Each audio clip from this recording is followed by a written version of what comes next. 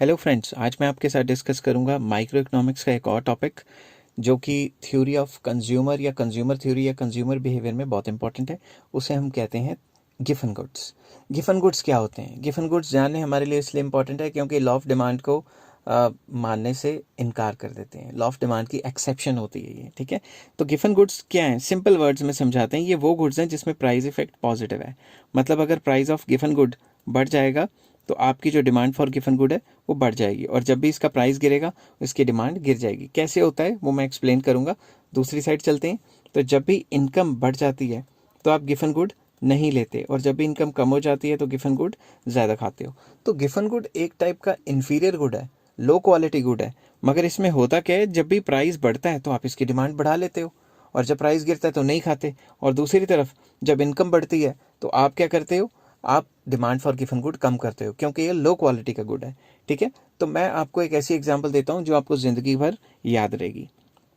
पहले इसको हल्का सा एक्सप्लेन कर लेते हैं कि होता क्या है। इंग्लिश में थोड़ा एक्सप्लेन करने की कोशिश करते हैं, क्योंकि पेपर में जो इंग्लिश में लिखना है वो तो आपको आना चाहिए। आप लिखोगे these are those goods in which price effect is positive and income effect is negative. फिर पैराग्राफ चेंज करके लिखोगे positive price effect means that with the rise in the price of given good, the quantity demanded for given good will also rise and vice versa. और दूसरी तरफ लिखोगे paragraph change करके negative income effect means that with the increase in income the demand for given good will fall, या an increase in income will lead to fall in the demand for given good and vice versa, ये लिखोगे। अब मैं आपको एक ऐसी example देता हूँ जिसके बाद आपको ये याद हो जाएगा गिवन गुड होते क्या है। मैं एक एग्जांपल देता हूँ। फॉर एग्जांपल, मेरे घर के बाहर एक रेडी वाला आता है जो हमेशा टिक्की बना बना के लोगों को बेचता है, ठीक है। सपोज मैंने उससे पूछा कि भाई टिक्की की प्लेट कितने की है।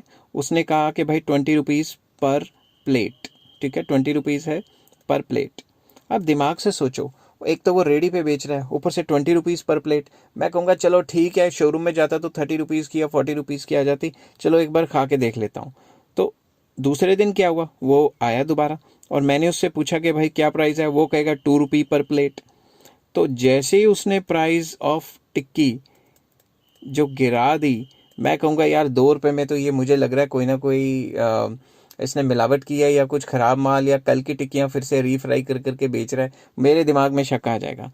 तो जब भी वो प्राइस ऑफ टिक्की कम कर देगा तो मैं डिमांड फॉर टिक्की प्लेट गिरा दूंगा। कहने की बात ये है कि ये गुड्स वो गुड्स होते हैं जिसमें अगर प्राइस गिर जाए तो आपको बहुत ज़्यादा शक होना शुरू हो जाता है कि ये इन्फीरियर तो थे ही, वैसे ही हम सड़क के साइड से सामान खा रहे हैं, ऊपर से ये इतना सस्ता, तो आपको लगेगा नहीं नहीं नहीं लेना, ये तो लो क्वालिटी है, ठीक है। और भी कई एग्जांपल्स हो सकते हैं, मगर मैं आपको ऐसा एग्जांपल बता रहा हूँ जो आपको हमेशा याद रहेगा।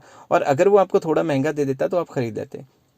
आपको याद है जैसे ही आपने कभी बस में सफ़र किया हो तो बस में वो सामान लेके चढ़ जाते हैं बेचने वाले, ये ले लो, वो ले लो, चार्ट ले लो, पेन ले लो, प्लास ले लो, पेचकस ले लो, ऐसे ऐसे सामान बेचते हैं।